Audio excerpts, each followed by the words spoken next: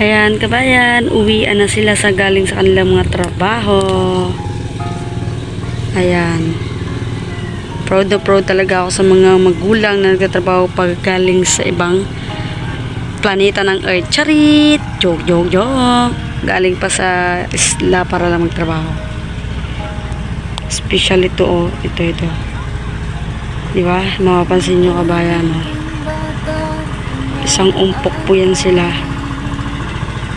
Grabe. Galing po yan sila ng ibang isla para lang makapagtrabaho. So araw-araw po yan ginagawa nila.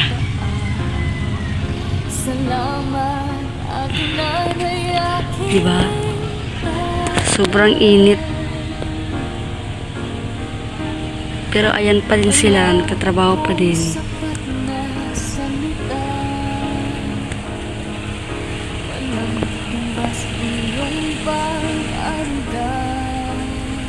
Diba? Nakaka-proud yung mga magulang na ganyan, ano? Buti na lang ganyan din ang magulang ko. Kaya proud ako sa mga magulang na ganyan.